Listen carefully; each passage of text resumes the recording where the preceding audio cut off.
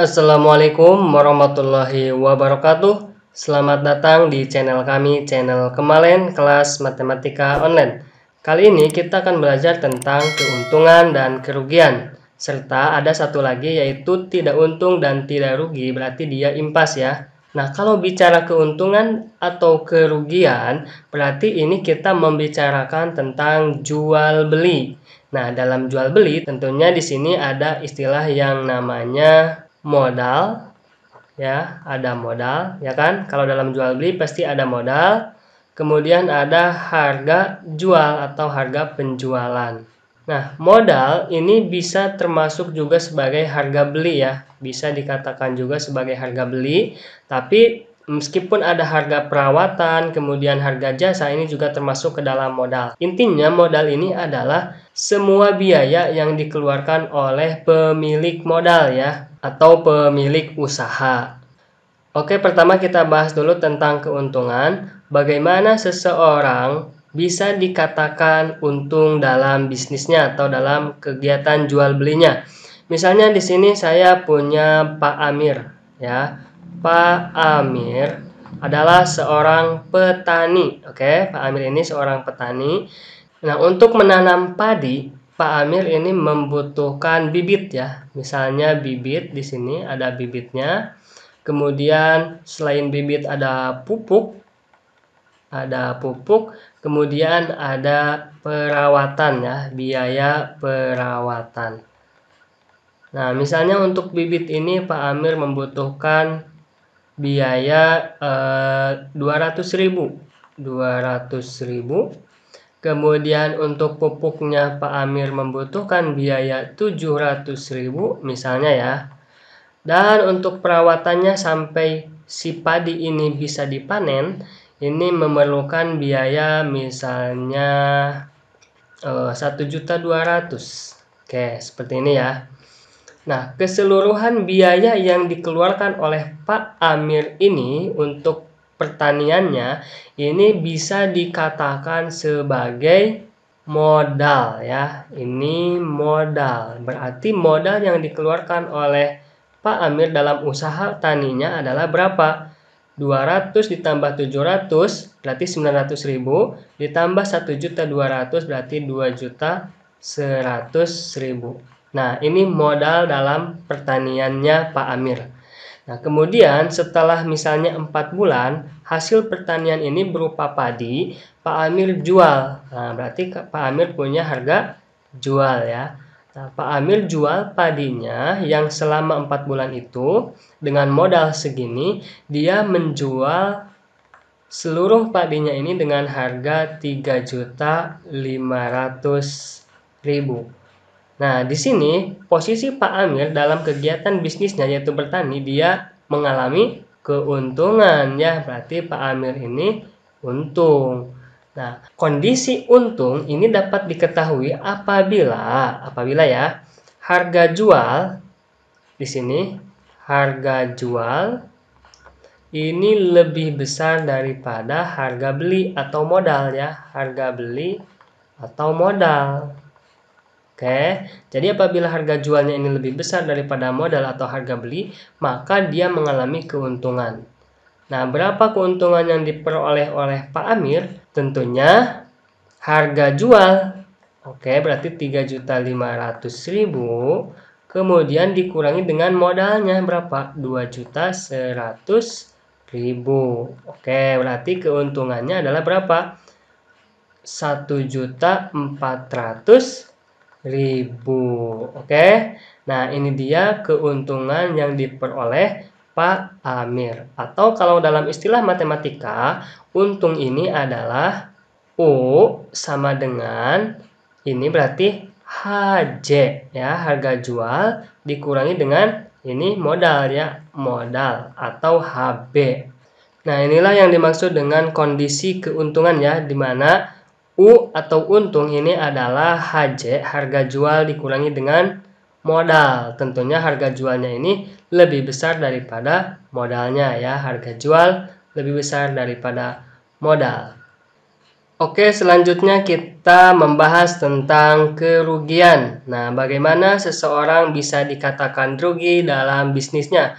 Misalnya saya di sini punya Pak Sony ya.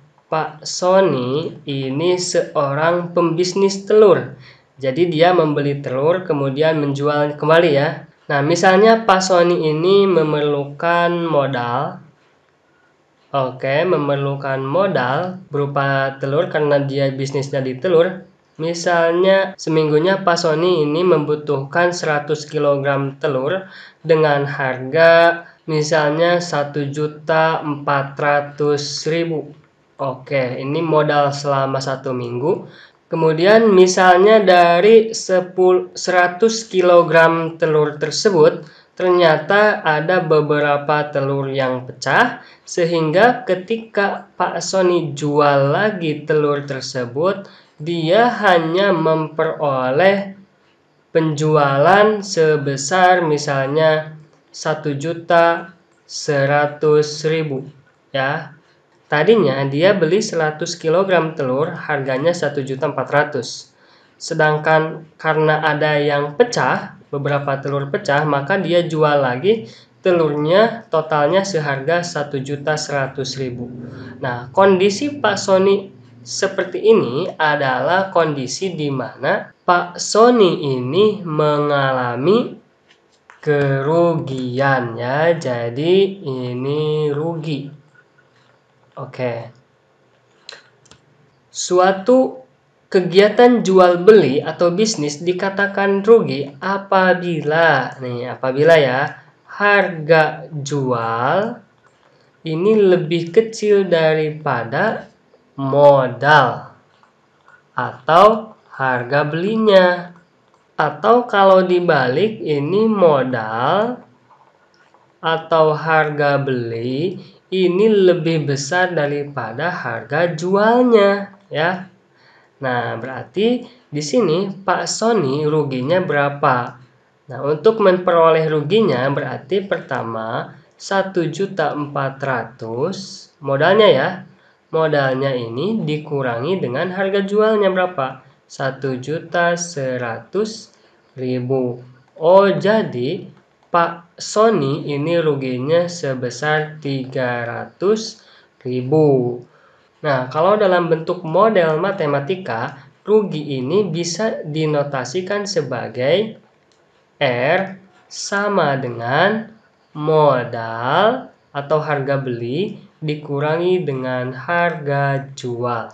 Nah, inilah yang dinamakan sebagai kerugian. Modal dikurangi dengan harga jual. Kalau tadi keuntungan, untung ini harga jual dikurangi modal ya. Kalau kerugian berarti modal dikurangi dengan harga jual. Nah, jadi sebesar 300.000 Pak Sony rugi. Lanjut yang ketiga yaitu kondisi di mana tidak untung dan tidak rugi. Nah, kondisi di mana seorang pengusaha ini tidak untung ataupun tidak rugi maka dinamakan sebagai impas ya. Contohnya misalnya dialami oleh Pak Joko. Dia adalah seorang peternak ayam. Seperti ini misalnya. Nah, untuk bisnisnya ini Pak Joko membutuhkan modal sebagai berikut termasuk anak ayam ya. Anak ayam. Misalnya dia membutuhkan 1.000 ekor anak ayam dengan harga 3 juta. 3 juta. Kemudian dia membutuhkan pakan atau makanan ayamnya.